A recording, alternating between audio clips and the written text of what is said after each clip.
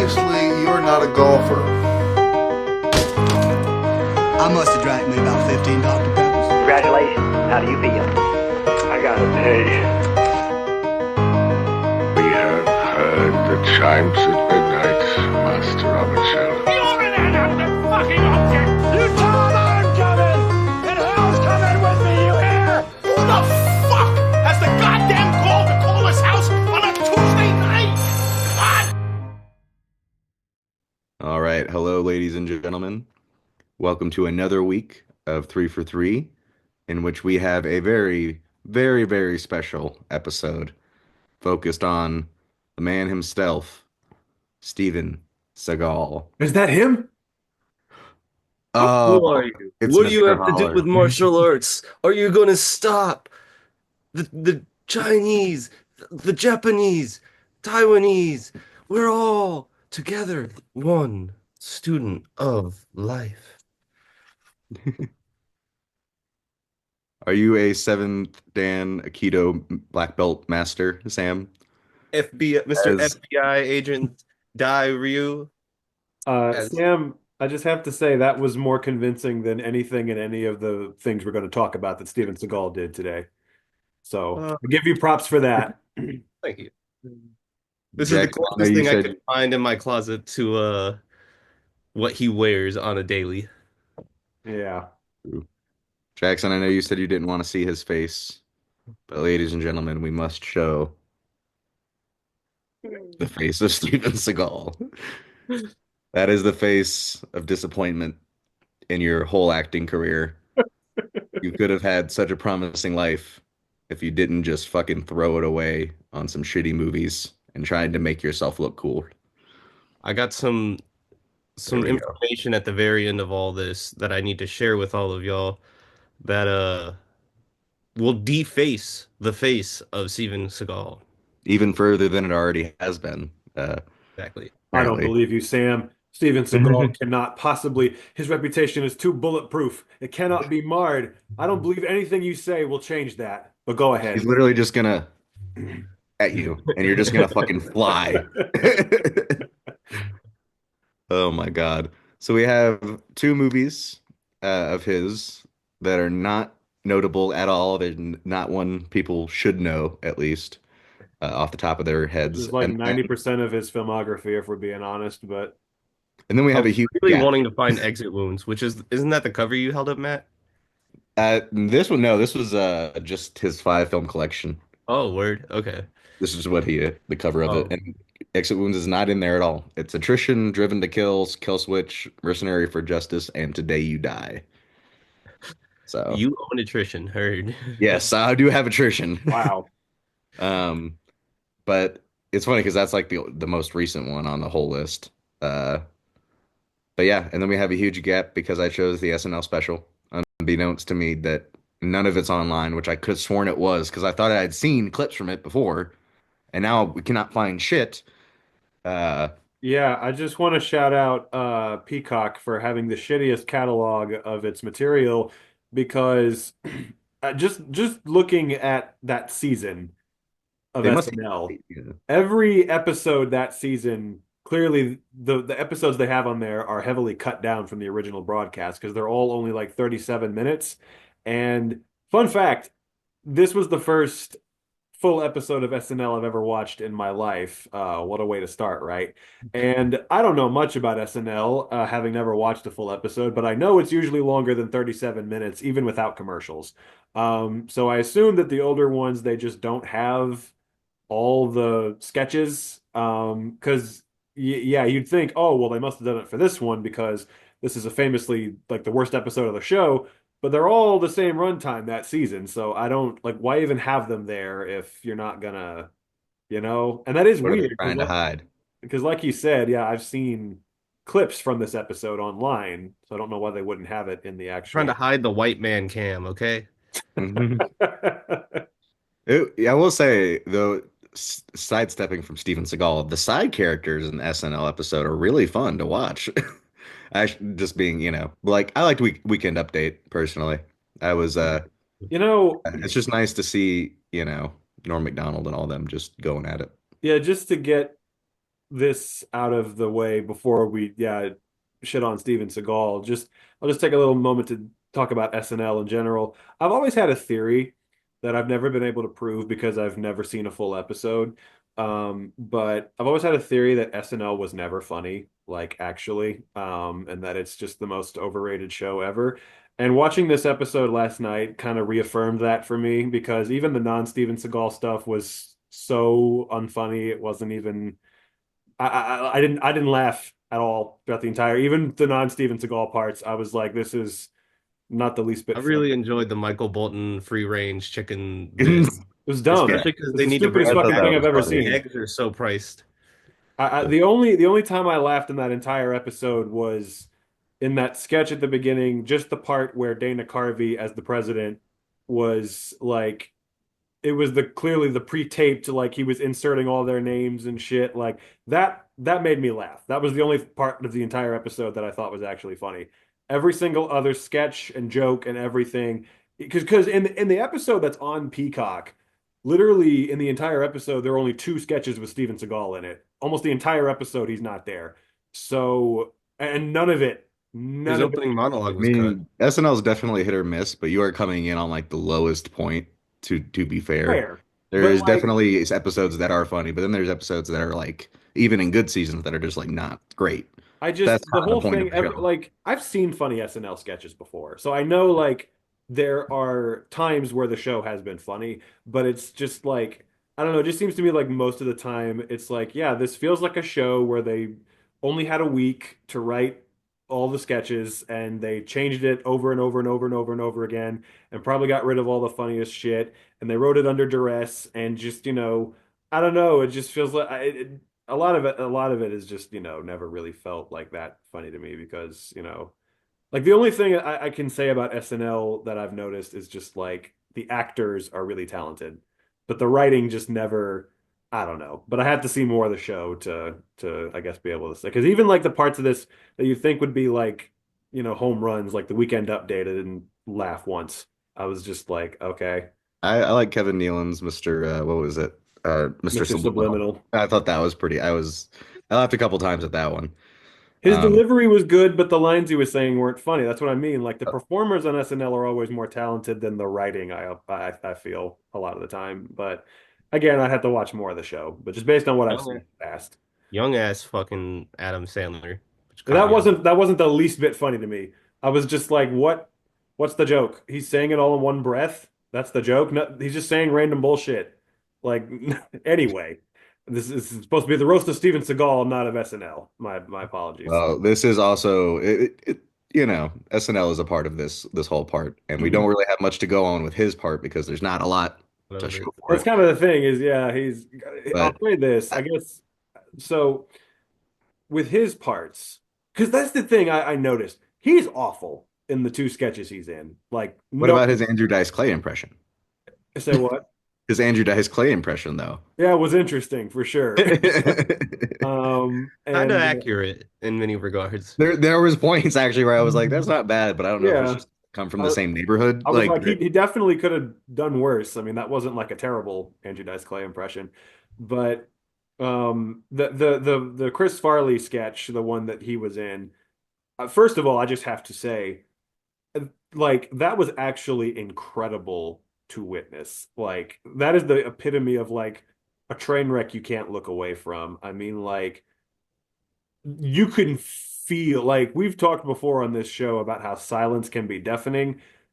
There was not, you could hear a fucking pin drop in that room during that sketch. Nobody in the audience was laughing at all at any point during that sketch. And it was just incredible. But again, I was watching it and I'm like, okay, he's awful. No question. Like, he's not doing this any favors. But the sketch as written is terrible. And I was sitting there the whole time. I'm like, what's the joke? I'm like, yes, he's bad, but he doesn't have anything to work with. I'm like, how is he supposed Well, to make this funny? so Like, apparently, I don't know, this is behind the scenes, but that kind of explains it. I'm sure you know about this as well. He apparently was very judgmental of the writers throughout the whole week. yes, but like, and I Meadows even understand, said you yeah. can't just call them stupid on Wednesday and expect them to still write for you on Saturday. And I was like, okay, that's fair. I guess if you bully everyone, they're gonna be like, fine, we'll make you unfunny, motherfucker. Maybe I so. saw David Spade said this was the first time in anything that he had heard of them thinking of like replacing the host for just a cast show for that week. Yeah, because apparently Lorne was pissed because he just thought Steven Seagal was not even good at all. Like, not even just because he was being mean to people, but like he just thought he sucked. Yeah. And I'm Because like, he damn, does. when Well, Lauren is like, you suck. so the backstory, yeah, I'd heard a lot about the backstory of this episode, and before we got on, I was finding any interviews that I hadn't already seen before about it to try to find some other stories. And yeah, he apparently his whole thing was anything that like made him look stupid or was self-deprecating, he just said no to it. So, which makes sense why it would have been harder for them to write for him this episode. But you look at like that sketch, right? The joke is supposed to be he's intimidating. So, okay, that's not self-deprecating. He's tough and intimidating, right? They're writing, and you can make that fun. Like the example I thought of how to do this the right way is that episode of Seinfeld with Elaine's dad, where Jerry and George with Lawrence Tierney, where Jerry and George are just sitting there and they're scared to death of him, and he's just being intimidating the whole time. Like that's like the perfect version of how to do that bit, like, and make it really funny.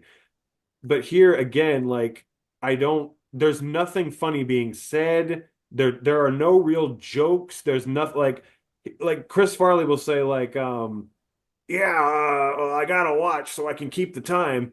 Okay, so I won't be expecting you to like not have a watch then. And then they pause for a laugh, and I'm like, what was the joke? You didn't say anything funny. I don't understand. Like that's the whole damn sketch is just like just random non sequitur lines, and I'm just like, when is a funny line gonna happen? So I'm like, again, I feel like I don't know. There's there was nothing of substance on the page for him to work with.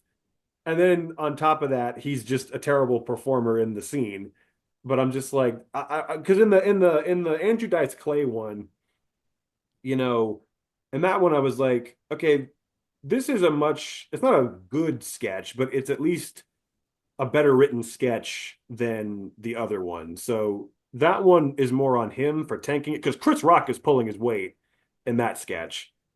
So you He's can a blame funny in that. Seagal more for tanking that one, but in that first one, I remember saying like, okay, I'll give him credit here. He has nothing to work with. Like as bad as he is in this, he's got nothing to work with. I mean, because there's absolutely nothing being funny said, and yeah, I don't know. It was weird because I legitimately kept waiting that entire sketch. Like, when are they going to tell a joke?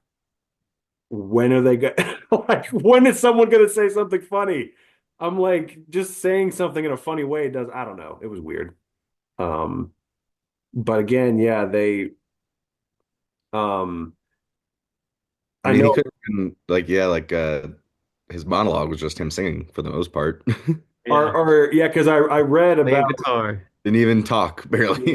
yeah, It because was I our second Weird time thing.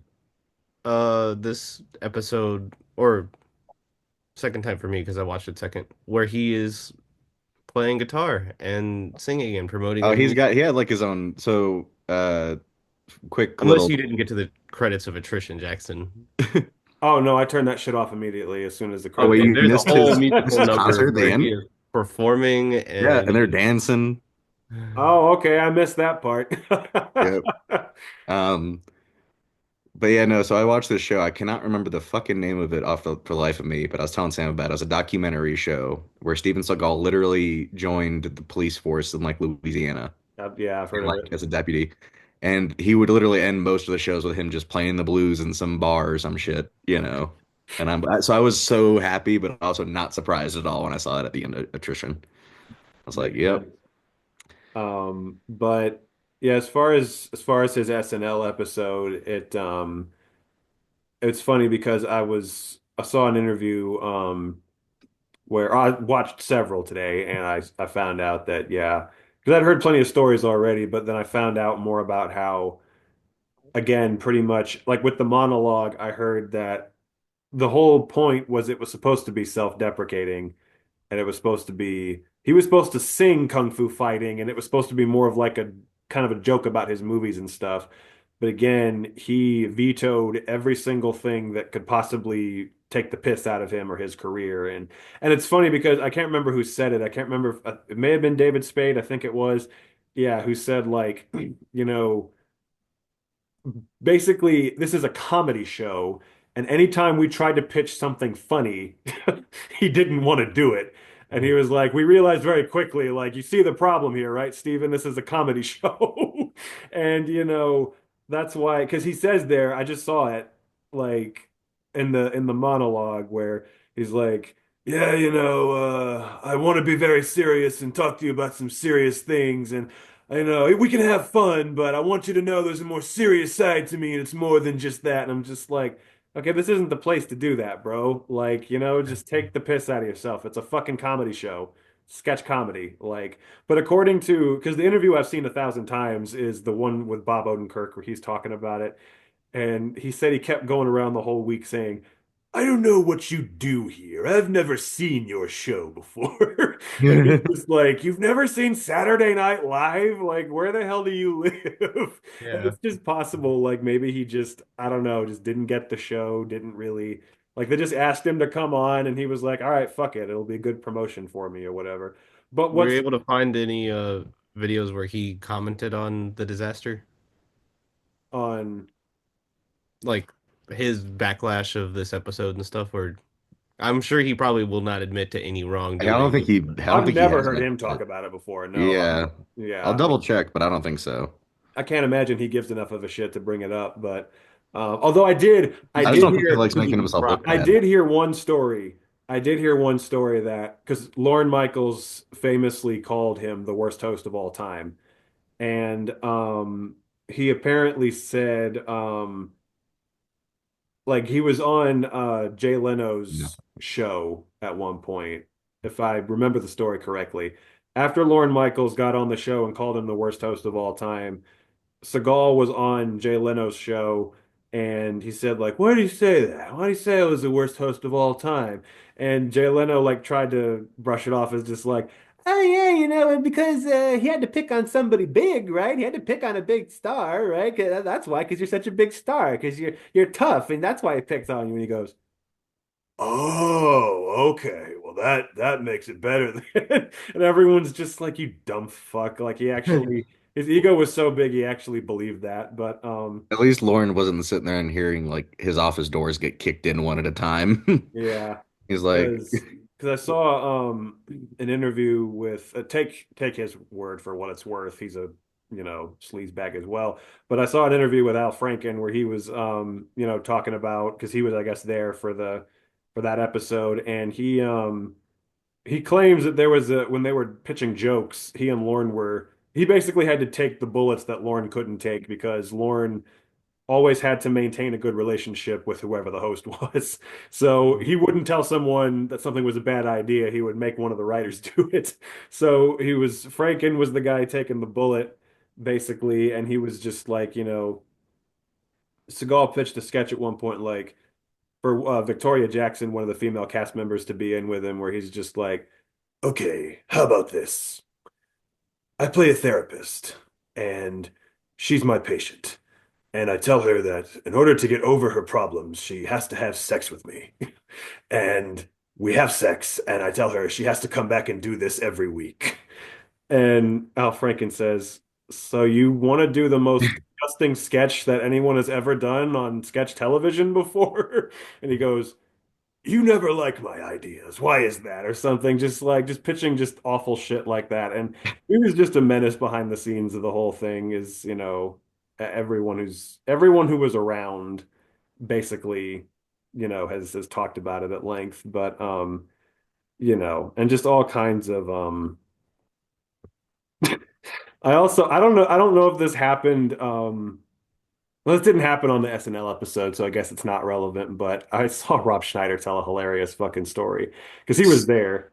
So Speaking what? of Rob Schneider, though, like that fucking scene where he came out as the Shah of Iran or Of something like that course, was wild. of course. I was like, of course. Absolutely wild. I was like, of course it's Rob Schneider. Of course it is. Who else is it going to be?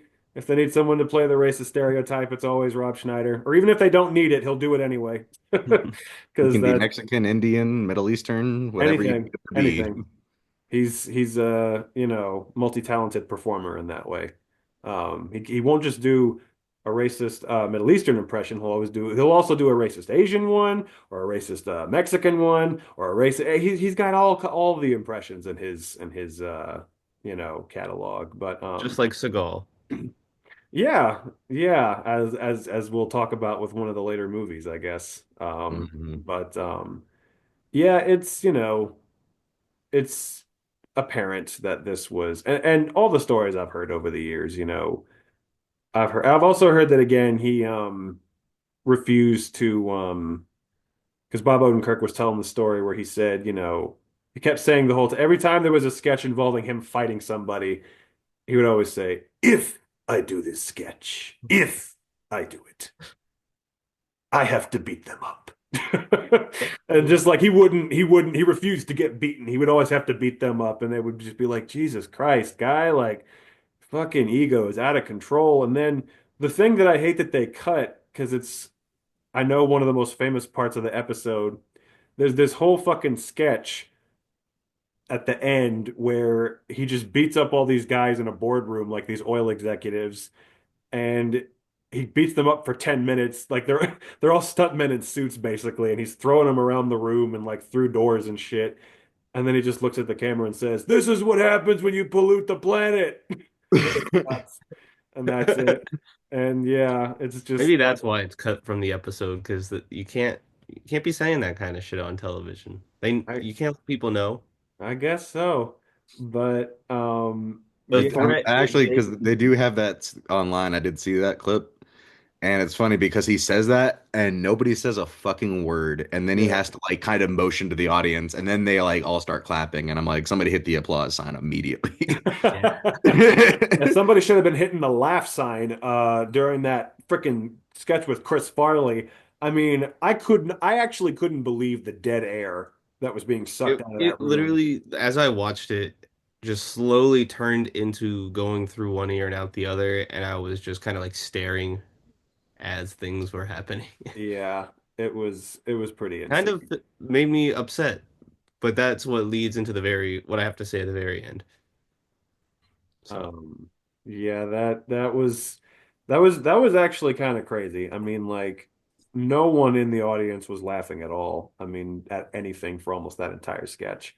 I've never seen a sketch, especially on such a big show like that. I mean, fall so flat. I mean, it's funny because you watch the version on Peacock and you think to yourself like, you know, oh, they must have this must be like they cut all of his sketches out, during the show because that first one went over so badly, but it's like, no, there were more of these that happened that we just didn't get to see. I can't imagine how much those must have gone down like a lead balloon. Yeah, I don't know what season six because I was looking at the other ones like literally the season after that it goes back to normal runtime of about 47 to 52 minutes, and I'm like, then what is this season? Like, do they just hate this season? Yeah, maybe that was Oh, just a fuck bad this shit. season. You know, Yeah, can't see any but of it. I don't 'Cause, know. It's weird that they didn't have yeah, it all there, but I just can't imagine Michael J. Fox being bad of a host to cut him down to 25 minutes, yeah. 25? 25 or 27. Yeah, I was like, Yeah. I was like, what the The fuck? only thing I figure is they just don't know where to find some of that old footage. I don't know. It's Some weird. schmuck has it on tape in their basement. Yeah. There's a Diddy level conspiracy theory with SNL 16 that they're trying to hide. We got to be the ones to unearth it. We got to be the ones Yes. to get to the bottom of it and find out the truth. We got to go undercover to 40 Rock. Exactly. But yeah, I mean, it's hard to say much because the version we saw, he was barely in it, but They didn't even have the monologue. We had to find that online. So yeah, and that was, boy, just having watched it now, that was pretty cringy. I mean, him I literally think that was just also my issue was the first skit was so goddamn long that the fact that they didn't have his monologue, I didn't even know if I clicked the right episode for at least 10 minutes. Yeah, I noticed that immediately because I was like, I don't know much about, like, I've never seen a full episode of SNL, but I know A, there's always a cold open, like to start the show, and B, there's always a monologue. So, and this didn't have either. So I was kind of confused right up top. I was like, it just kind of starts with the live from New York, it's the cast of Saturday Night Live. I'm just like, that's not usually how this starts, but it was very odd. But I can tell you that in the little bit that he was in it, he was terrible. And I can tell you in the big portion that he wasn't in it, the show was still terrible. So, it's like he didn't do it any favors. It's not like Matt, it's you're 0 for 2 on the amazing. television shows you've brought to this show. So Okay, if I had known about SNL more, I definitely would have switched it, but it was literally this morning when I figured all of this out completely that I was like, wow, there's really nothing. well, I texted you guys last night, but I knew that when I knew that it was like cut down, but I didn't think that he was going to be in only two of them. I just thought they were going to like abridge a lot of it, or at least have the opening monologue in there, at least, like at the very fucking least. That's what I mean, threw me off. I'm thankful because from the two movies that I had to watch, that was painful enough. So I was glad to have kind of an out on the third one, just a 37-minute, relatively painless, he's barely in it kind of thing. So, Yeah. but yeah, So this one is different. I don't take as much responsibility. I'll take responsibility for Babylon.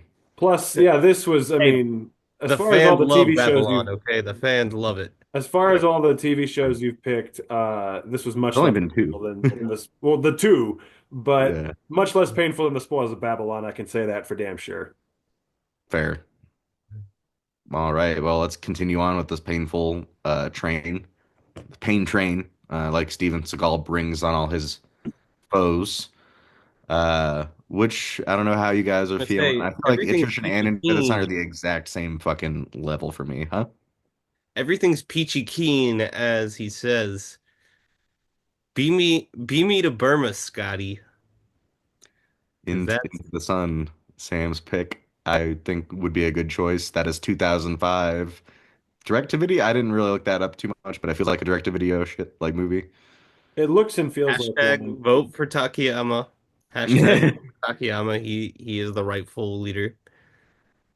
Besides director Mink. See, I gotta whisper that because Mink. it's all in lowercase Mink.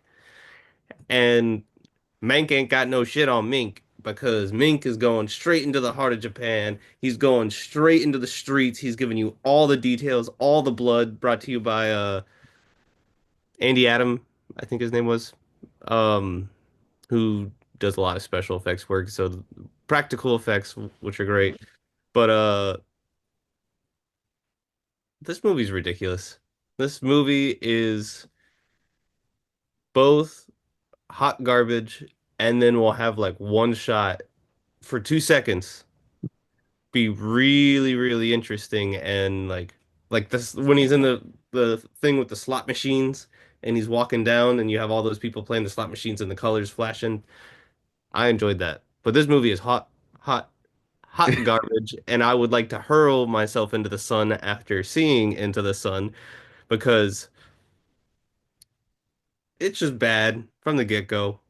From the fucking get-go. We got Vampire Diaries Matthew Davis as the FBI wannabe newbie coming in to become Steven Seagal's Deshi, which is his student, but he's in over his head. He's a piece of shit asshole. He does all sorts of stuff. Don't call me baby. And you always gotta pour one out for whatever that dude's name is. Shit's bad in Japan. Everyone's wanting to fight. Everyone's trying to like take over, and the only person who can stop them is the Seagal. Is the Seagal.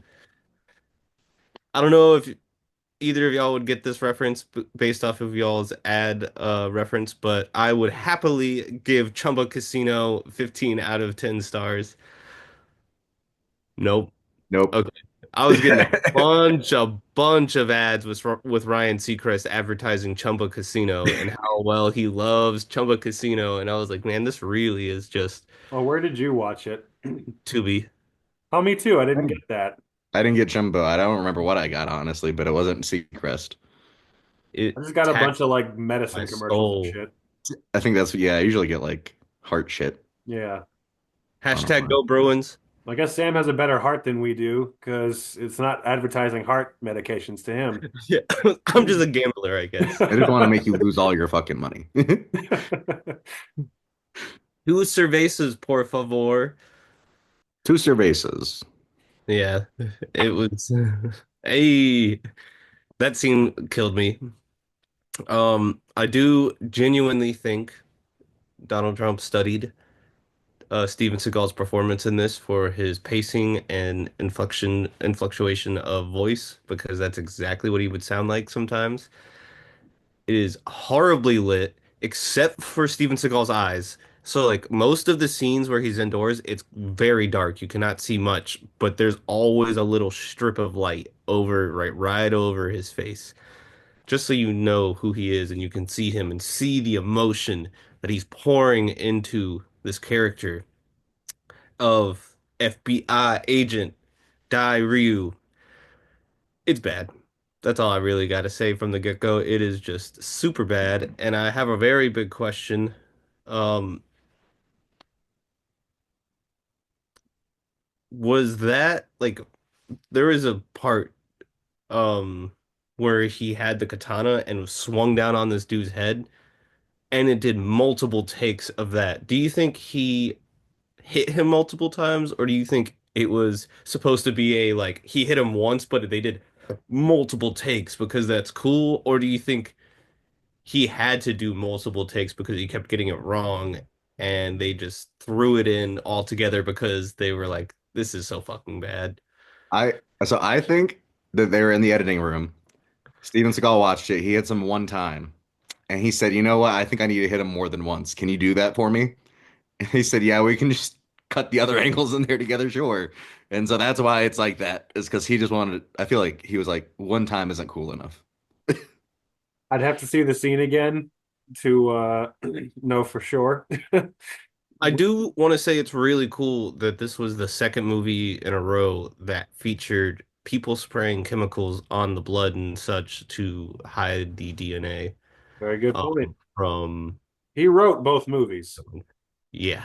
so maybe he's just Written, reusing shit. He Well, yes, in big quotation marks. did to But well, somebody. no. I'm talking about Boondock Saints. oh, They did that when he gets shot, he starts spraying the Oh, ammonia the on yeah, his blood and stuff. that oh, was in the good first. point. Oh, or the very first one. Sorry, I guess that was the first one. Apologies, y'all. The first Boondocks does that. Um, yeah, this man, I gotta tell you, I gotta tell you, I'm sick. I've been coughing my fucking brains out for days. I got a bunch of phlegm in the back of my throat. I can't do a whole lot. I fucking haven't eaten much today, man. And the last thing I need, on top of all that, is to fucking have to sit through this fucking piece of shit ass direct to video everywhere except Japan Steven Seagal movie. That is one of the most boring fucking things I've ever seen in my life. If you are sick and you choose to do that, you may as well be anesthetizing yourself because that's just a death wish right there. That'll make your sickness worse. I'm convinced that that's what these movies have done. I was getting better, and now I'm feeling worse again, and I have Steven Seagal to thank for that. I'm convinced of it. Hey, he's got hands of steel, all right? You are not gonna take him down no matter what. Good point. But yeah, so between the two actual movies we watched for this episode, um the other one we'll get to. That one was more just like, it kind of came and went. It was just like they're both terrible, but that I, one more just kind of came and went. This movie felt like it was 3 fucking hours long. I thought I was never going to be able to stop watching this film. I was so through the whole thing. I was so ungodly bored. I could not give less of a fucking rat's ass what the fuck was going on. I couldn't keep track of who the fuck was who or what the plot was for half the damn movie. Characters would come in and I'd be like, who the fuck is that?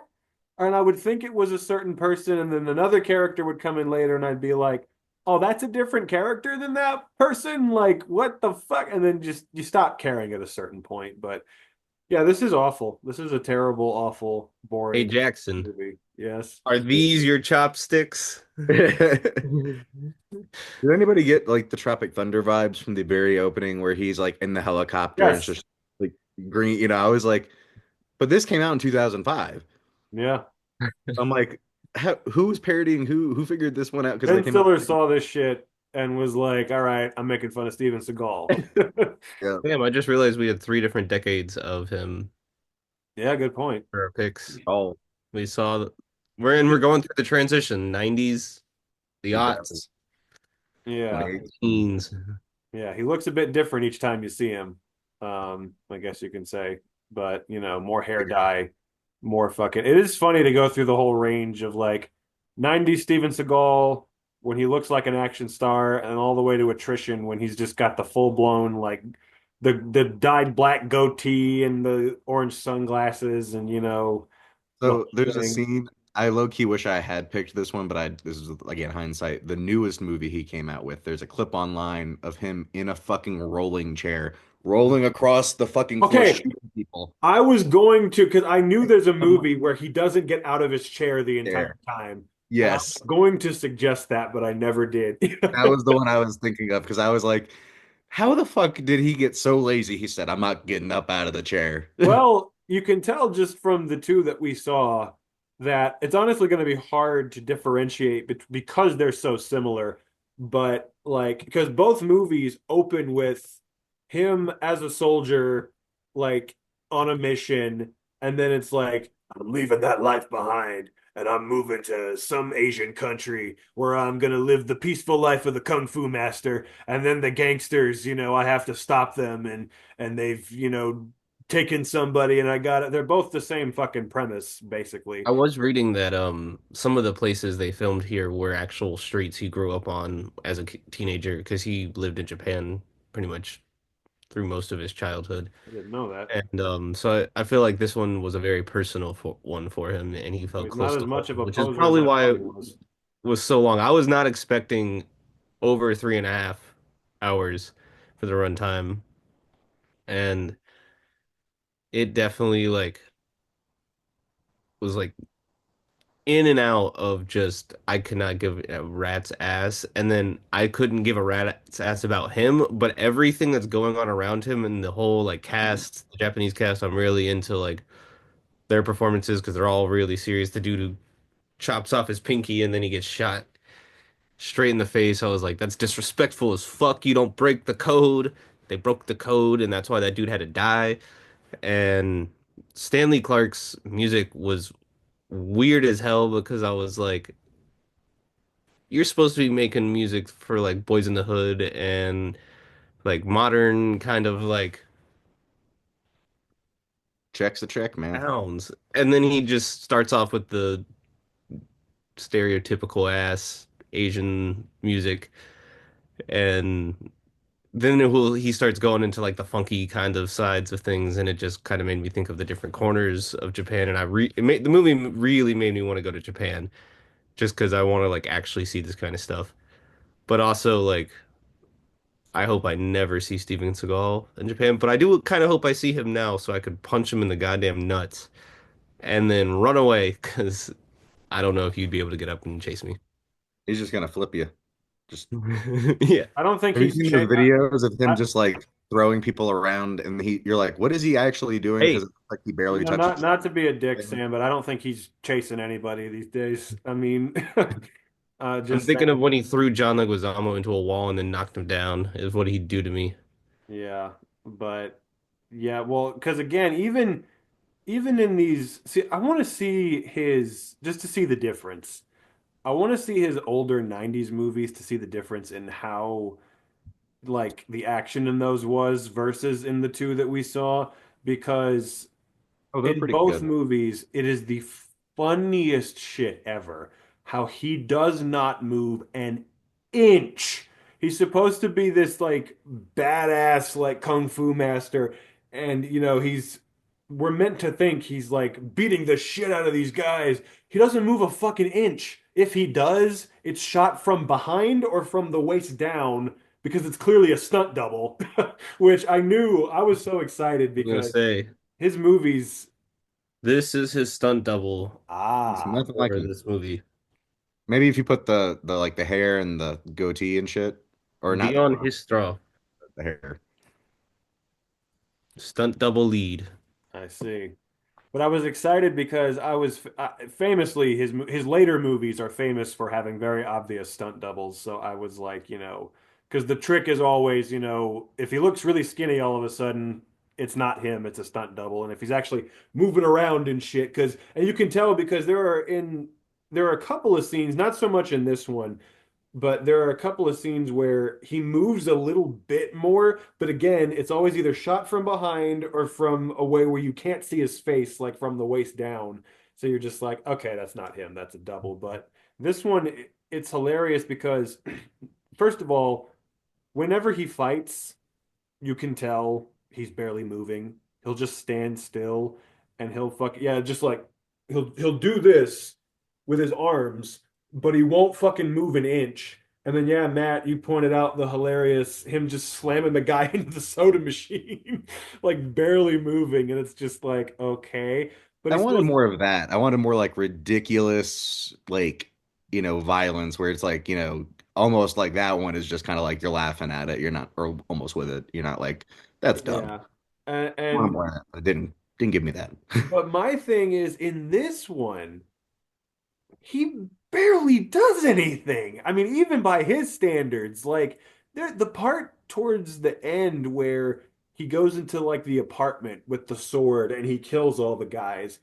I remember literally saying to myself, "Oh my God, like I didn't realize until this moment he hasn't fought anyone since the beginning of the film. This is like an hour and 10 minutes into the movie and he hasn't fought anyone in like the last hour." I'm just like, I love how he just pokes the last dude. He like barely sticks it in the last dude, and the last dude just drops. yeah. Like that dude could have lived just for a little longer, but But it's just Hey, weird. like he barely moves, his sword barely moves. And yet, but that's in both movies, it's hilarious because he barely moves, his sword barely moves, and then they cut to the person he's fighting, like, I'm like, you're so exactly. powerful. It's Just like, dying. what? No. That We need I to do don't like a know. swipe at the end of this where like we do a swipe across the camera and then we're all just fucking dead. Yeah. And then there's Steven that Seagal for us hilarious. all. I don't know if this is the scene you were talking about earlier, but there's that part where he kills the guy with the cowboy hat who killed his girlfriend, where he just hits the guy on the head like four Yeah. times. I was like, this dude's supposed to be a master swordsman, like, but instead of using like some really cool movie, just goes. Boink. But that's especially why I love the cast other than him because like they were just going hard. They were doing anything they can to like be as serious as possible, like live in this world, do the things that were required of them, and I was just like, and then he's just standing there.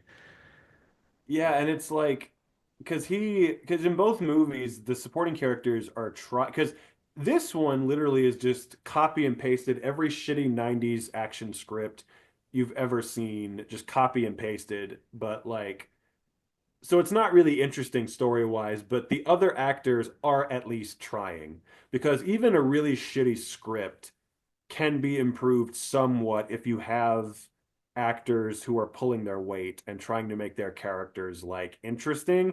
And a lot of the supporting, like the gangsters in particular, the Yakuza guys, were trying to do that here. And then he's just the most bland, nothing piece of shit you've ever seen. Maybe And that's why he's the writer, so he can change things on the fly and make things more geared around him when he sees things not going right. well, I read that he, on the other one did that a lot. So maybe he did that here too, because On Attrition, apparently his writing credit is a joke. The entire script is written by another writer, and he just made suggestions in every scene and changed it, so he got the Uh, writing credit. that So, explains why the Japanese part. Well, we'll get into that later. We'll yeah, get but into that but later. but for this one, it's possible that the same thing may have happened, although there were two other co-writers credited with him, so Hmm. who knows? But like, yeah, it's very possible that he was making all kinds of suggestions, and That's usually the case with most of his movies when you see just his name, and which is almost every movie after like 2005. yeah, He made a movie that was like kind of a collaboration at all, other than maybe his part in Machete, yeah. which is Uh, crazy because like I know Jackson, you haven't seen Machete yet. I know Sam, you have, but I want to say when you see it, his part is low key self-deprecating a little bit. It's a little That's bit like, and I'm like, how did Robert Rodriguez just lie to his face the whole time and he didn't get? probably. I mean, he's a dumbass, so it's very possible that he just But told him, even there's "No, one no, it scene makes where you you look good, can't. Steven." There'd be one scene. There's one scene where you just can't look past how like obviously self-deprecating and Maybe he like. just needed the money. Who the hell knows?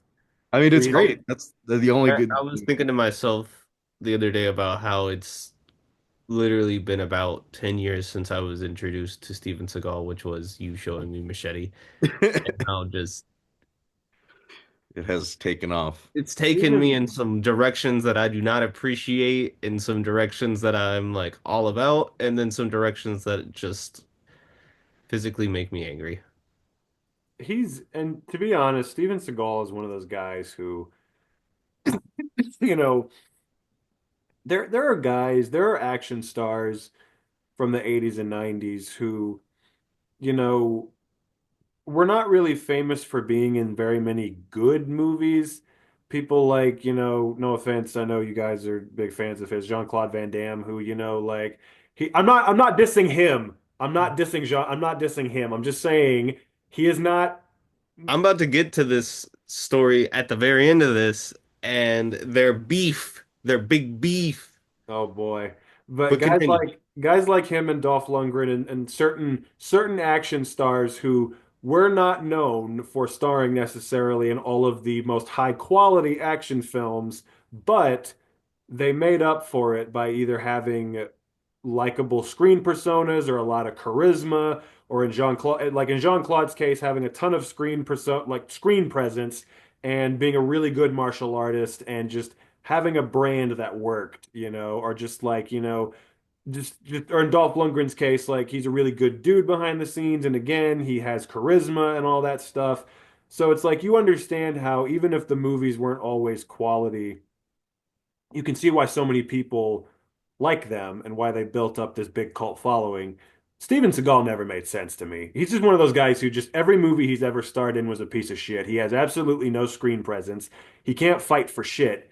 I mean, again, I haven't seen his 90s movies. Maybe he used to actually do his own stunts and like do better action back then. But for most of his career, it's the shit we see in these movies where he just stands there, barely moves, and the camera, like in this one in particular, watching the way the camera has to cut around him, like to hide the fact that he can't really do anything.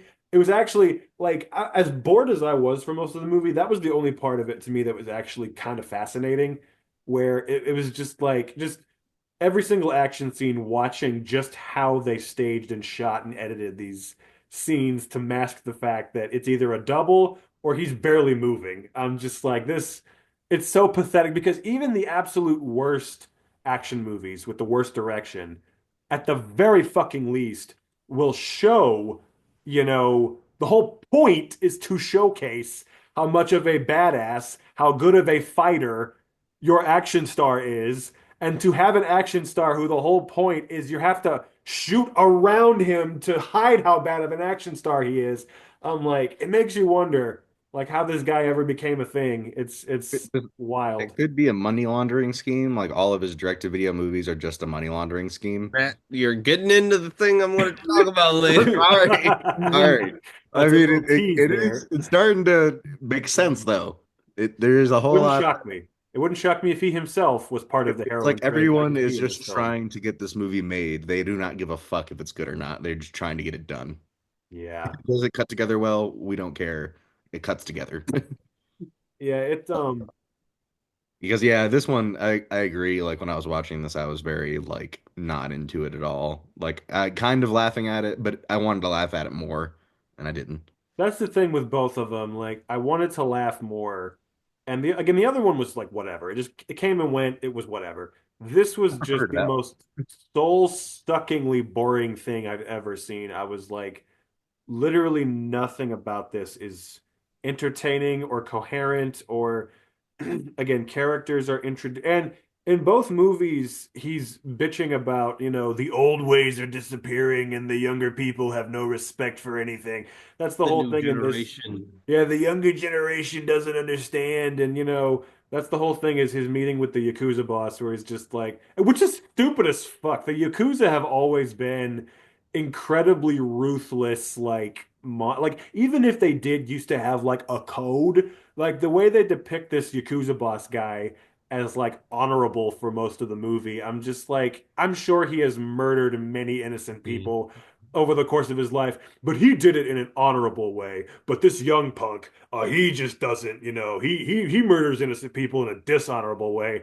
And I'm just like, Steven Seagal, what the fuck do you know about honor, you fucking bag of shit? Just like, you're the Did biggest asshole on the planet. either of y'all look up who the cinematographer was for this? Mm-mm. So it was done by the person who worked on Goonies and Terminator 2. But his name, the funniest thing about this Adam movie, Greenberg? no, Don E. Fauntleroy. Okay, okay, I know who you're talking about because I've seen his name in a lot of Steven Seagal credits. That shit is wild. That is the That is wildest the name. late. That is so fake. Yeah. I mean, also the director's name is Mink, and then Oh, Donnie That's Fauntleroy. do you Like, think okay, do you how is think this not a Seagal money laundering thing? secretly I'm secretly assuming directed? I'm assuming that Mink is a music video director. I would assume I that don't sounds know. like a name that a music video director would have. Just some weird pretentious name like that. Like I've Director not X. heard of anything, and I didn't see anything on No, actually, IMDb. no, he's not. Uh, sorry, the amount of credits he has are lame as fuck. He did a movie called Full Clip in 2004 with Busta Rhymes and Exhibit. Oh, Oh well, with musical people.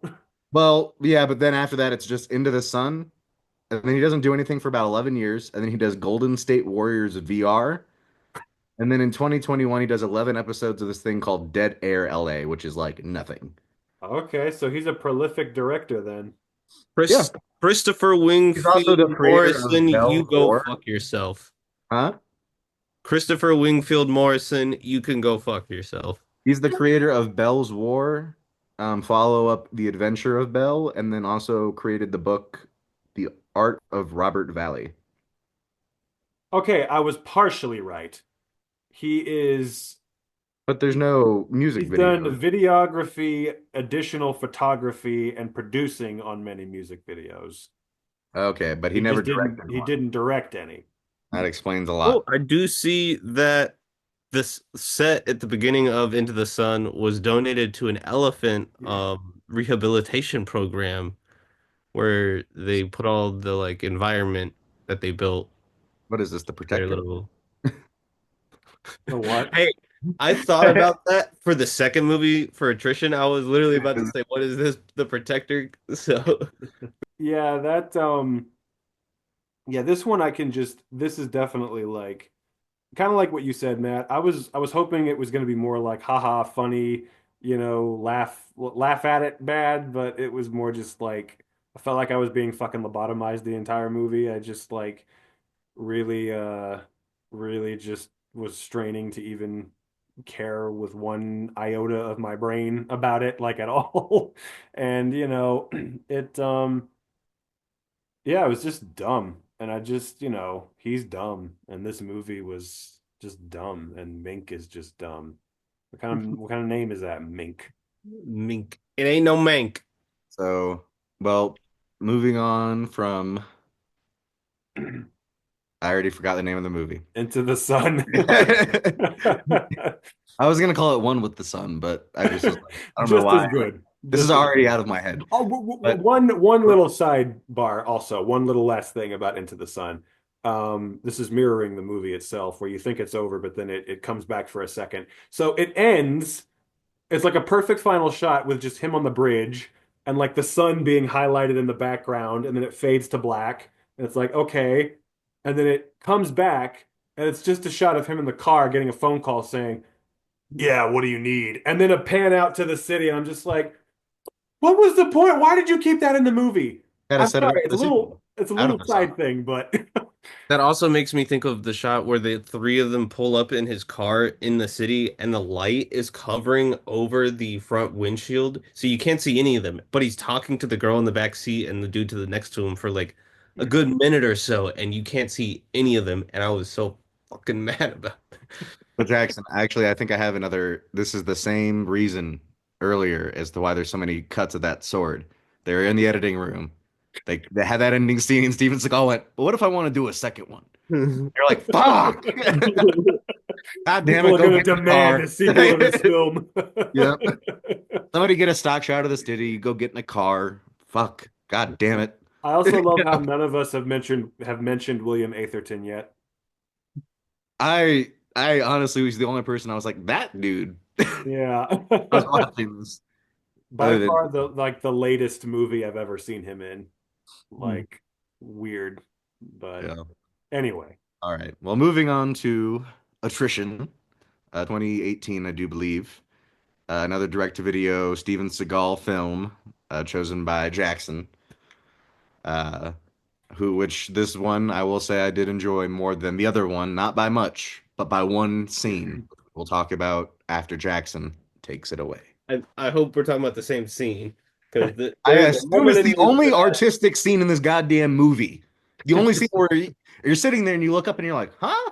the Grand Like, Master oh shit, scene, that's cool. Huh? the ripoff of the Grand Master scene. Is that what we're talking about? No, I'm talking about the reverse dismemberment scene where they do the dude getting cut Oh, up but all in reverse. And I was like, that was the only the thing. And I was like, if they cut this out of this movie and put in something else, I would have been like, that's great. That's smart. Like the way they did the blood is like almost like a I honestly painting thought it was for a fucking second. stupid. I really liked I that. I thought it was like, was just pointless. I was like, why? I mean, it's pointless for this movie, yes. I'm Yes, saying if you cut it I out of this agree with movie, that. you But put I it in enjoyed something else. the like Fair point. seeing the blood disappear and then they re-punch him in the blood. Comes Splat. back, and then I like the blood on the ground when it kind of like made like a weird curve and stuff, and I was like, okay, and like the fingers being cut off and whatnot. I was like, what the fuck is going on here? I'm interested now. I'm Well, at least perked up during that, you know. And I was I like, thought you were talking about the Grandmaster ripoff, but I know what you're talking about. I did like that, but that did not well, throw we'll or we'll jump out. we'll get to it, We but will get to it. Yes, Jackson, go for it. Take it away. yes, this is Attrition, the 2018 film written by and starring Steven Seagal, directed by Matthew Weschler, however the fuck you pronounce it. He's taking the name and he's disgracing it. Oh yes, well it's spelled differently than your name, so French. uh, it's Mathieu. So, but oh. yeah, Well, so bastardizing my name. bastardizing it, you got to get him. It's But a column. I don't know about you boys, but I like to make sure my meat is beaten before it's cooked. Hey, time is like a butcher's knife. The war must be fought from within, and it will take a lifetime to make amends for the shit I've done. He was philosophizing in this movie quite a bit. Yes. But that I should have made that my letterboxed review, the meat beating line, but I couldn't. I didn't want to get it wrong. I couldn't remember the full thing. I don't But, know if this was Seagal, sorry to cut you off, Jackson, but this movie did teach me that Asian people also do not like mosquitoes, and I appreciate that. neither do I. So I relate. But yes, that man right there is the one who starred in this film. And picture this if you can. You're Steven Seagal. You're in the army, and you hate being a soldier, and you spend and you spend your whole time doing pretentious internal monologues about what war means and all this stuff. And as Matt said in his review, narrating over it like it's a fucking Narcos episode or a documentary or some shit. talking about the statistics of the drug trade in Thailand or whatever the fuck in graphic detail. And this is what you spend your time doing while you're a soldier in the army. And one day, as you're doing a raid on a place, you see a dead Asian girl, and you say to yourself right then and there, I can't do this anymore. I must atone for the people I've killed. And you become a Buddhist, and you move to a place in Thailand and become a doctor. And even though you're American, you are apparently the most revered martial arts expert in all of Asia, as he seems to be in every single one of the other movie too. Pisses me off, but like he's just the most revered, whatever. And you're a doctor now, and you want to help people instead of taking their lives. But there's just one problem, you see. There's this fucking gangster guy, this little piece of shit gangster guy. And despite there being no reason for it whatsoever, he can't leave the fucking house. He's a vampire, essentially. He can't be exposed to sunlight. Or Why the is this the composer case? of Flow. Why is this the case? I don't have any fucking idea. It's never really explained. And he abducts all these people, all these girls, and one of the girls he abducts, again, it's never explained how the fuck this is the case. She has magical psychic powers and can heal people. I cannot stress to you enough how irrelevant this is to the plot of this film, but it is still the case. She is psychic and she can heal people. And he thinks, the gangster does, that she can heal him. And if she heals him and he's able to go outside, he can spread even more terror throughout Thailand. Um, so then Steven Seagal, who also in the 3 years in between him leaving the army and becoming a doctor, has become a kung fu master of the highest order. And what does he do? What's the first thing he does as the wise kung fu master who wants to preserve the old ways of kung fu? He gets his fucking special ops team back together to go and shoot the shit out of everybody in this building because fuck kung fu, guns. We're going by Jesse Eisenberg rules here. Guns beat karate and martial arts every fucking time. We can't forget he's Oh American. yes. We can't forget he's American, guys. That Well, was that literally too. like, oh, you think I've assimilated to their ways? Wrong. Wrong. He's not American. He is a Russian citizen. Yes, he's Vladimir Putin's Ah, best friend. that So is he true. knows how to, terrorize people and commit murders. Other cultures, yeah. Other cultures. Yes, Oh but my he knows how to absorb all kinds of cultures. I But think this movie could have worked if it were an anime. maybe, You know, maybe. Steven Seagal still voicing his character, but I could like the healing would make sense. Be less out of Well, there. but can I just say also, he didn't really do this in Into the Sun, but in this movie, for whatever reason, for half the damn movie, he's just using a Chinese accent. He's just randomly using a Chinese accent. I And do not know if y'all noticed if he actually did write this script. They do say he went into the sun at one point in the film, and I was like, "Oh, is this a callback to like the other one?" the And I Steven lost Seagal my cinematic goddamn shit. universe. We're unlocking it. This is But yeah, no, I could not like I was for the whole first like 20, 30 minutes, I was like, am I just imagining that? And I'm like, no, he's doing a Chinese accent. Like he's yes, a master who, taught us the ways of the martial art. I'm like, he's doing a fucking Chinese accent. Like it's not my imagination. Why? But then there are other parts where he's not. Like he's going Yeah. back and forth in between, and I'm just like, what the fuck is he doing? Over the years, he slowly lost it the further away from the country he went to, so he had to like pretend to still have it. Yeah, I people guess. were like, "Are you Steven Seagal?" And he was like, "No, me no Steven Seagal." I am no Steven Seagal. No, no, I am not. I am Dr. Seagal from Thailand. Whatever, I'm but Jason Seagal. Yeah, fixing that woman's neck, just yeah.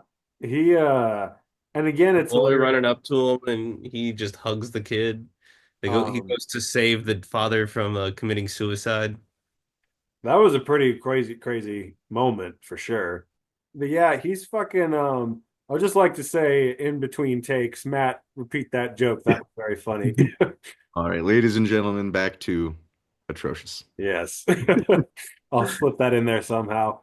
But yeah, and there were all kinds of other random ass things. Like if I put literally if I pointed out every like random dumb thing in this movie that had no point, I'm not kidding, we would be here for like ever.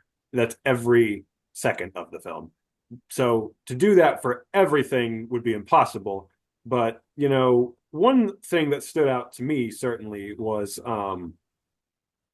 that fucking dream sequence he has, that batshit crazy, where she's just like, I have come to you. And he's like, who are you and why are you here? You will know all in good time. I remember towards the end of the movie remembering that, like, what the fuck was that scene at the beginning? And what was the fucking point of it?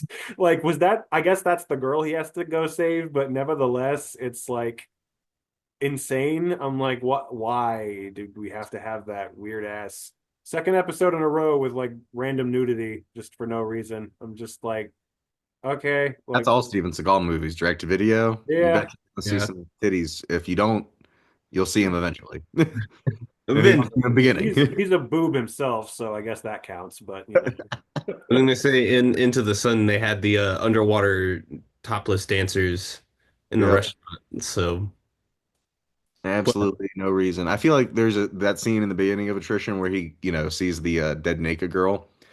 They have to cut away just a second because he like grabbed her boob just out of habit, and they're like, "No, no, stop, stop."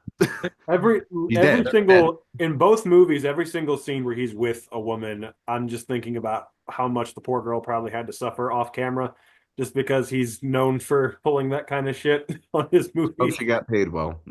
Yeah, hopefully, because it's like watching a like circus performer being in a cage with a tiger. You just get nervous instinctively. You're just like, oh my God, oh, what's gonna happen here? Like, you're probably gonna get hurt somehow, but or really that's just anybody being in a scene with Steven Seagal, for being honest, because he's either berating them or trying to knock their wind off, or just like be a dick in general, just whenever they're.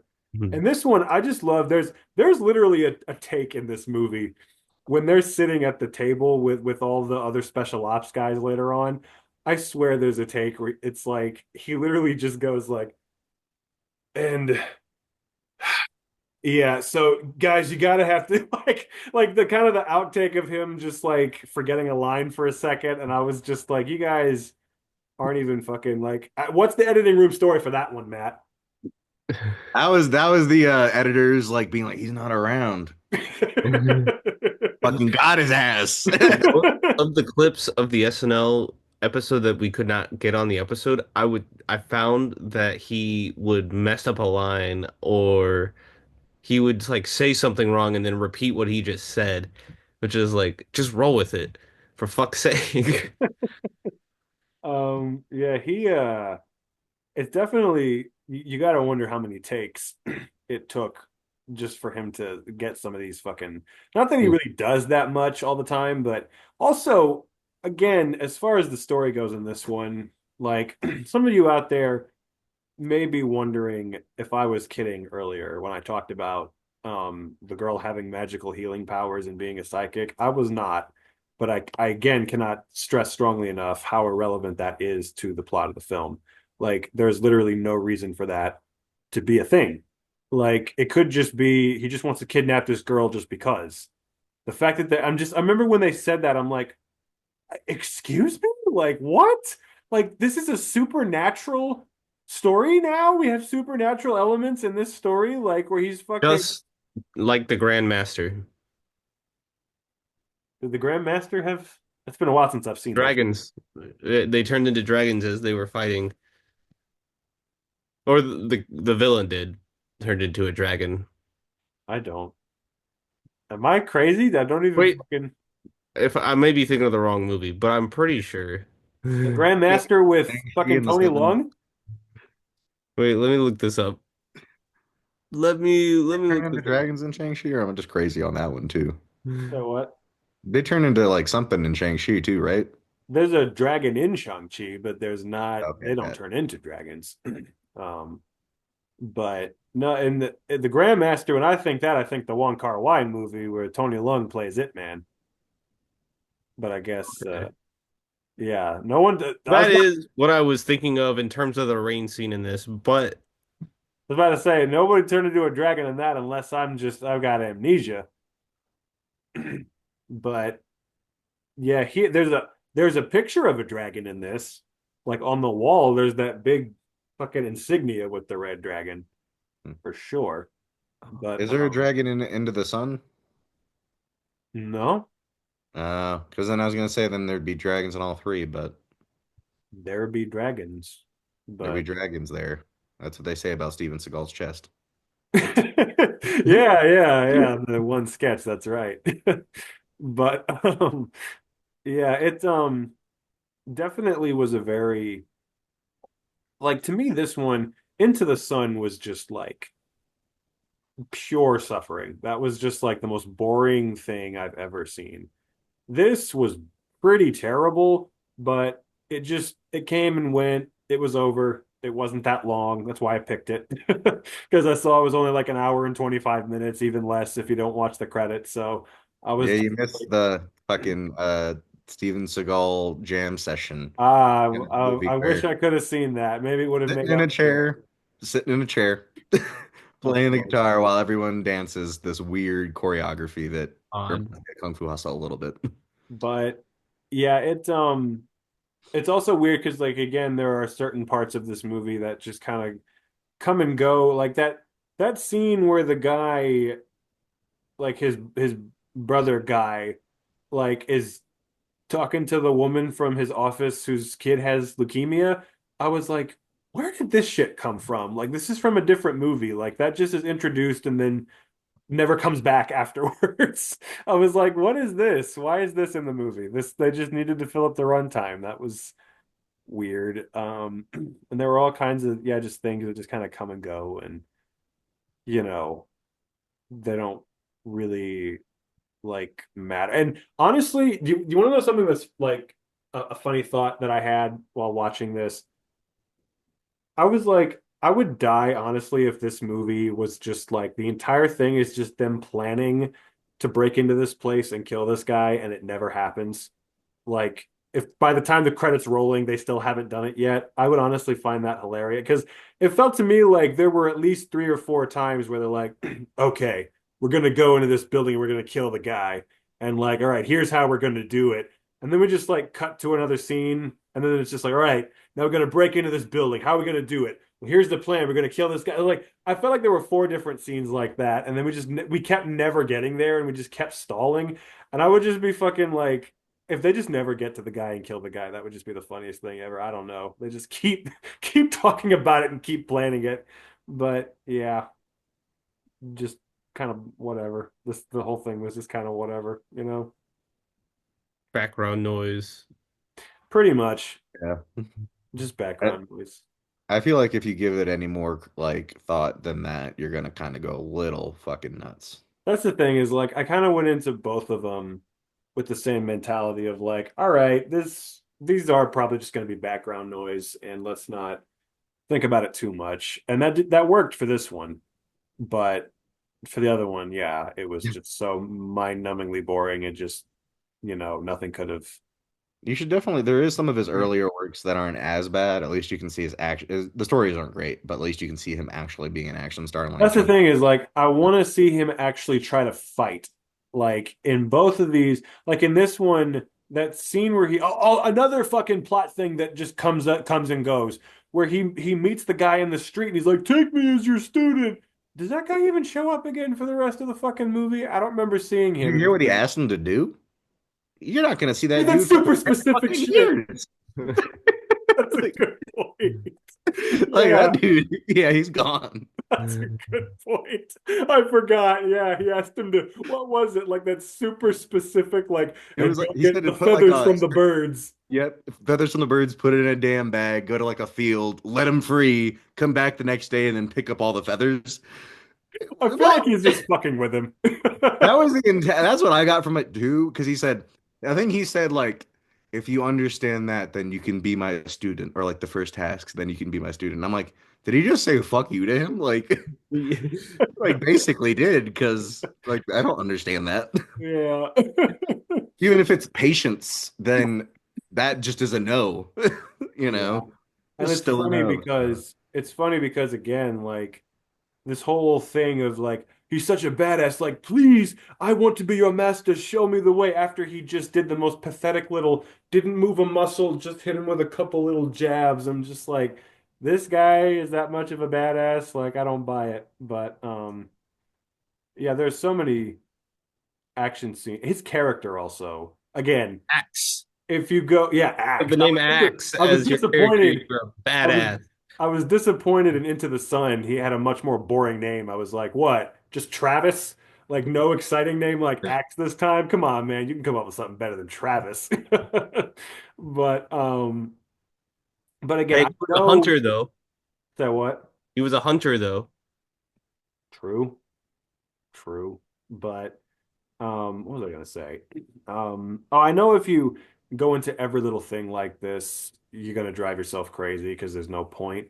But the characterization of Axe in this film, I feel like for the first part of the movie, he's more, like wise and stoic and just like no, don't kill the boy, kill me so that this boy can have a father and all this stuff. And then in the later half of the movie he's just more like the typical Steven Seagal trying to be a badass, like, and I'm gonna fuck these guys up and shit. And I'm just like, I feel like the characterization's not very consistent here, but It's consistent with every other role he does. Because like true. I feel like he never like it is like you guys were saying this earlier, and it is true. th- Most of his movies are like three different plots that you can kind of just pick and choose from. You put him in there, and that's what it is like. And he always is playing himself. He never tries to act ever. Not Well, in one that is, in a movie. yeah, in both Like, movies, he's just same delivery, same I mean, everything. the character, yeah, to that extent, though, the characters are always the same. It's like stoic, but I'm gonna be a badass, but I want to be like philosophical and smart at the same Yeah. time.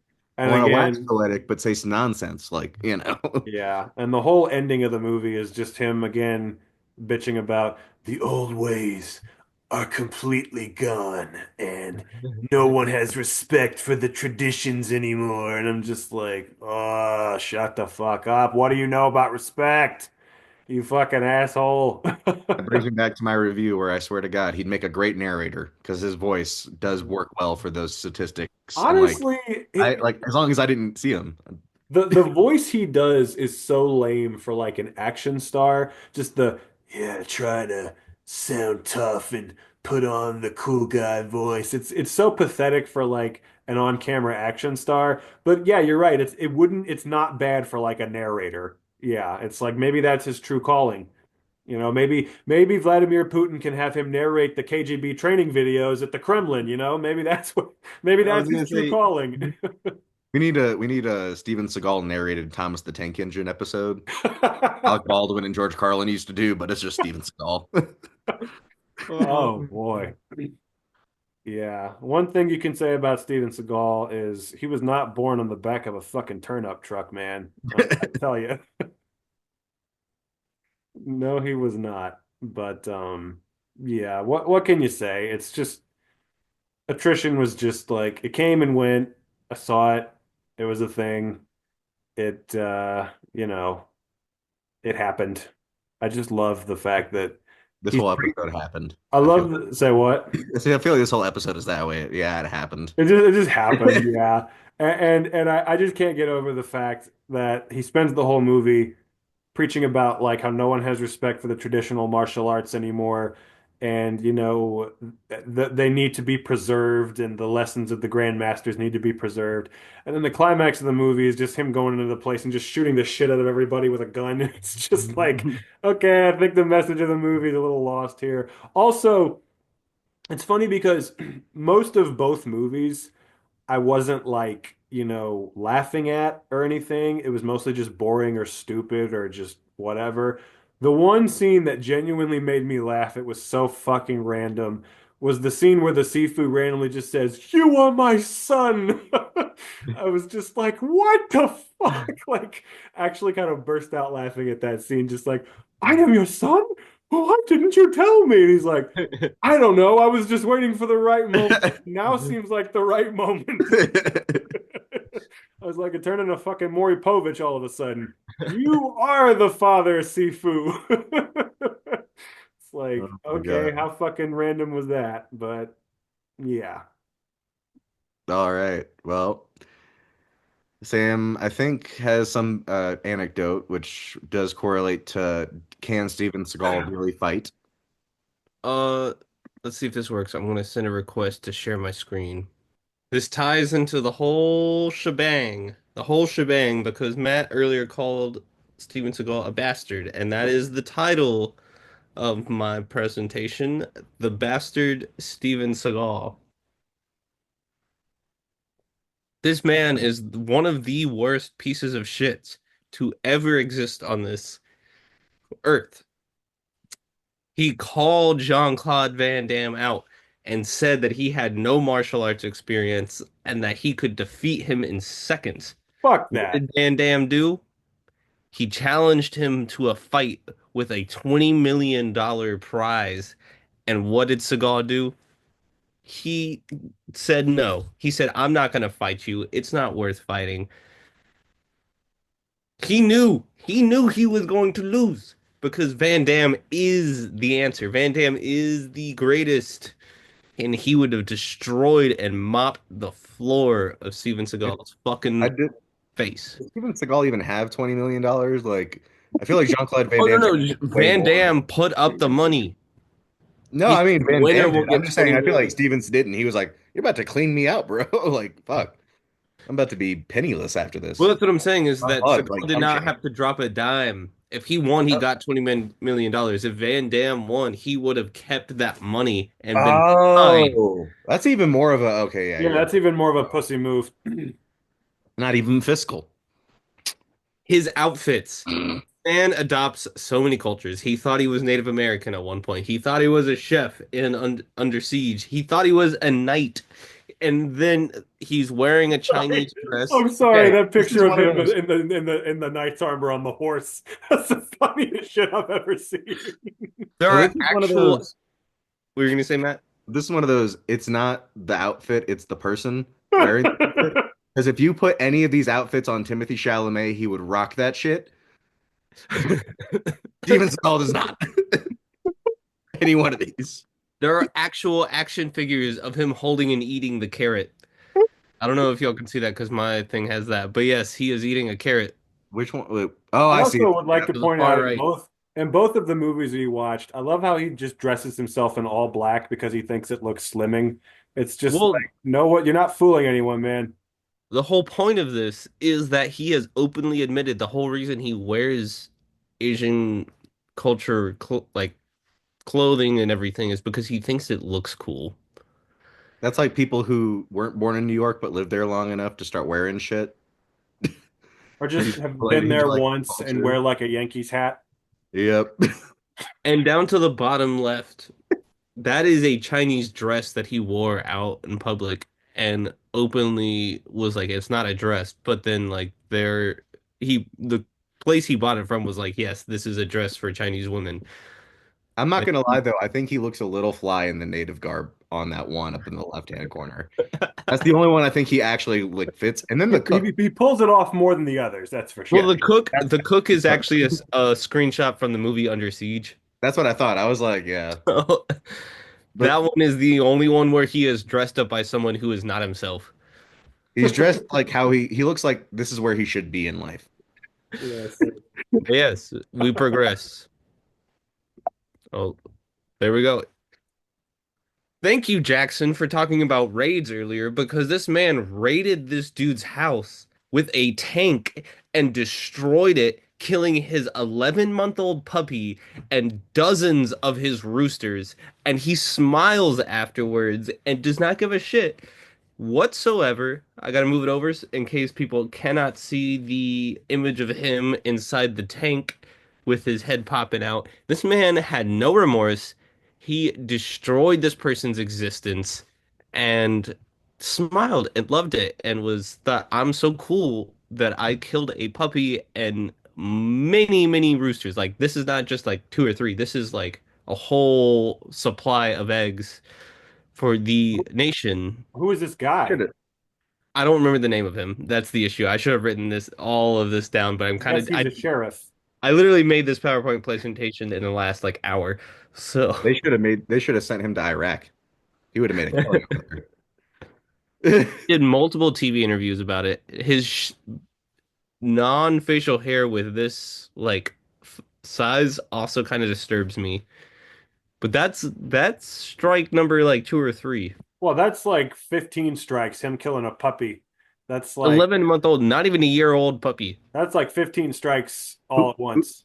Putin needs to give Steven Seagal a tank and send his ass to Ukraine. Well, that's exactly where we're going next. Oh my God. This man is a war criminal. This man has imprisoned people. This man is a coward. This man does not care about people.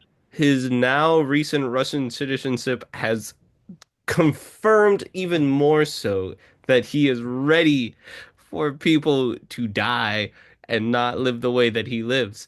And we, as we've discussed, have found his friendship with Putin all the more enjoyable. The reason I chose this photo is given the height difference. Where is his hand? Oh, it's right up the butt. Smiling. Where is his hand? Sorry. I'm sorry, but Matt saying that and Sam literally saying that's the next slide fucking just sent me. Oh my God. This man literally sucks Putin's dick Yeah. and is now a Russian citizen and is perpetrating these crimes and has killed and caused the deaths of millions, probably not millions, but thousands at least people within Ukraine, within Russia, within the entertainment industry. This man is a snake. In this picture, Steven Seagal's steel hands, as you mentioned earlier, Sam, are meeting Putin's iron hole. Steel hand. Iron buns. Yes. This man is a schmuck. This man does not know what anything. I think someone recently or earlier mentioned his receiving the medal. That is where this ties into. Everything everyone has said has been in this PowerPoint presentation because this man is a scumbag. Why does all of his hair look fake?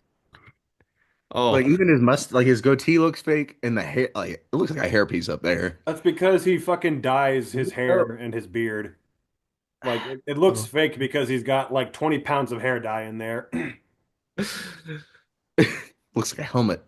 this is an image of Bowen Yang on SNL. Oh my God. For parodying Steven Seagal holding a Shamrock Shake. Shout out to the most recent episode of the podcast before this. People know that this is a goddamn joke at this point because this man is trash. This man has a sense of humor that I don't think people understand, and I don't think people. Is he doing the look I got jugs thing with the water? Yes. Now? I didn't want to say it. I didn't want to say it. Thank you. Because that leads to my next slide, which is very serious. These are the name. Oh my God. Portia Rossi?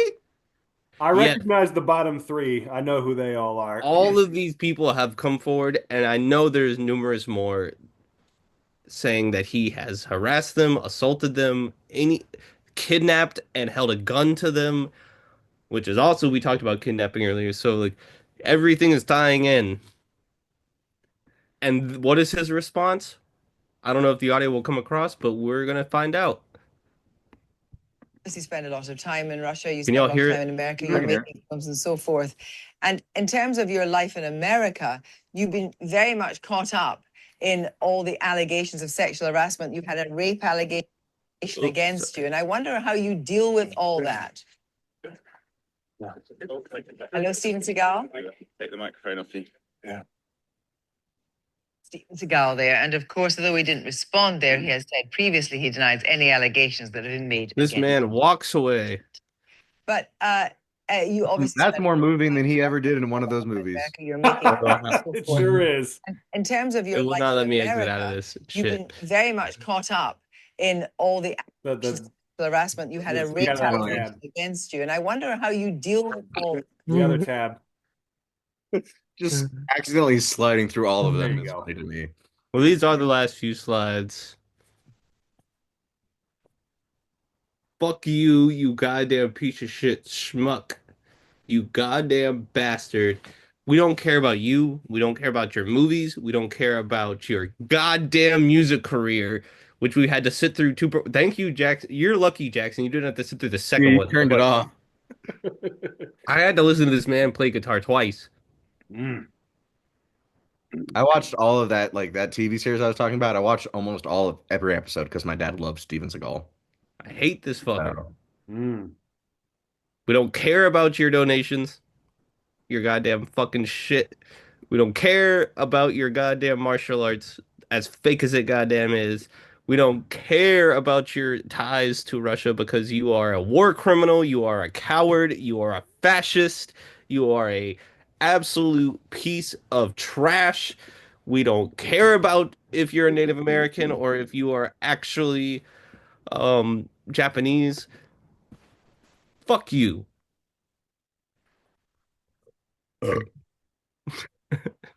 I hope we picked up the burp in the because that I was heard it. but yeah, I mean, we really took a turn on shitting on Steven Seagal really fast. Yeah, This is like Sam. general to Sam, personal. I just Sam gotta made this give. personal. I gotta give a round of applause to Sam for the fucking preparation here. This is, I think we've taken things to a whole new level with this here. I don't know if I got out of my screen, Yeah, but yeah. it looks normal again now. Well, I'll tell you this.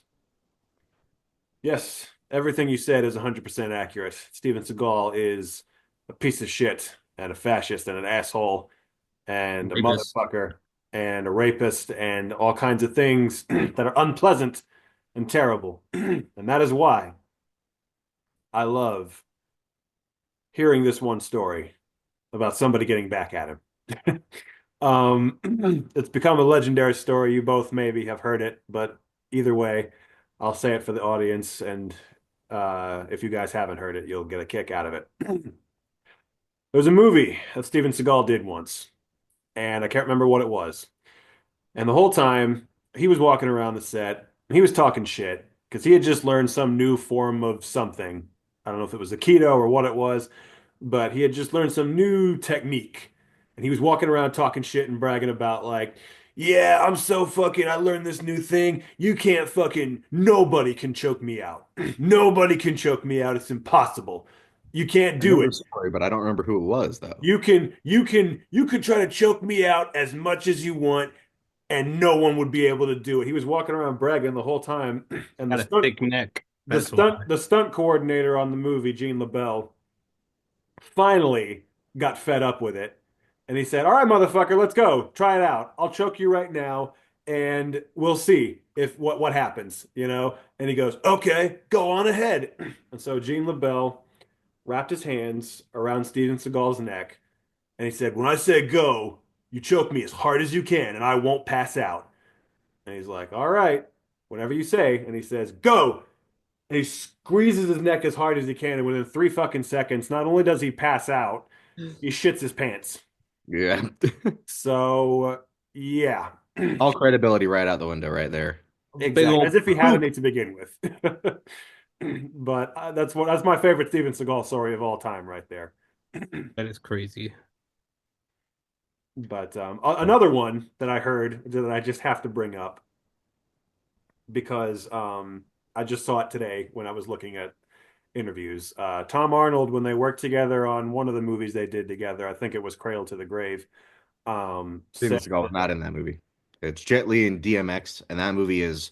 I'm gonna stand by that one. I'm not ever picking it. Oh, for the Exit podcast. Wounds. It was Exit Wounds. That's what it was. Okay.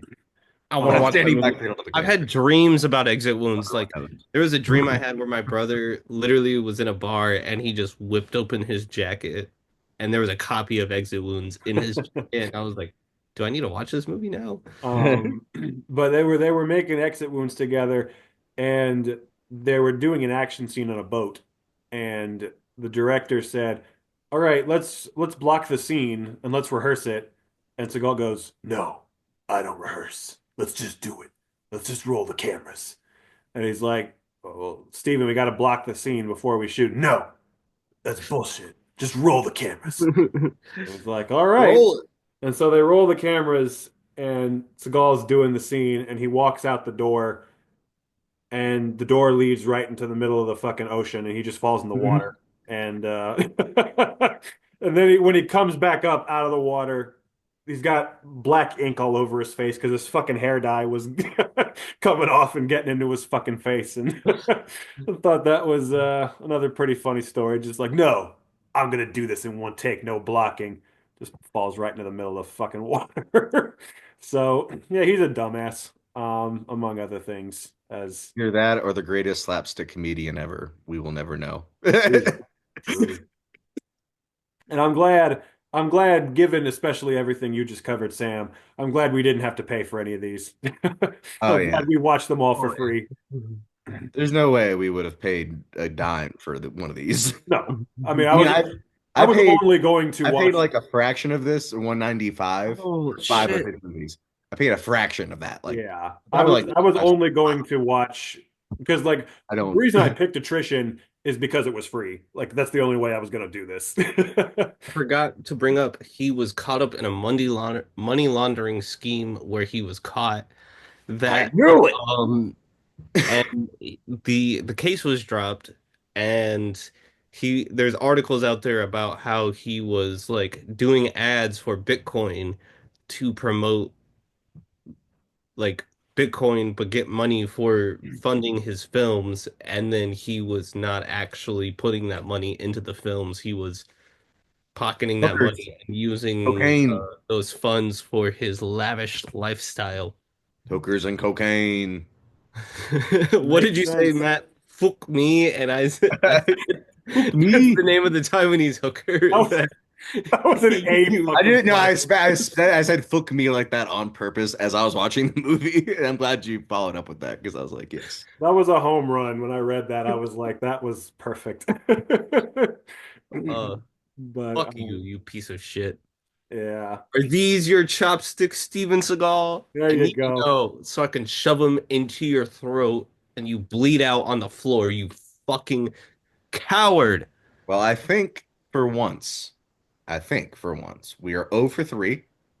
But very deliberately so. There was Deliberately. never any chance we weren't going to be 0 for 3 on this one. There could have been if they were at least if like one of them was funnier, but who knows? Yeah, no, I we had were high hopes for we Into were the Sun. Into the Sun did And not deliver. we may not be alive by the next podcast because while the Hoover Dam people haven't taken us down, Steven Seagal is a lot bigger of a threat. Hoover And Dam, is he though, really? hey, never underestimate the powers of Putin. And he is Good point. his lips right where they need to be. Good point. So until next time, guys, we're gonna be kung fu fighting, and we will see y'all next time. Please cut that out. Cut that as like I punched the screen.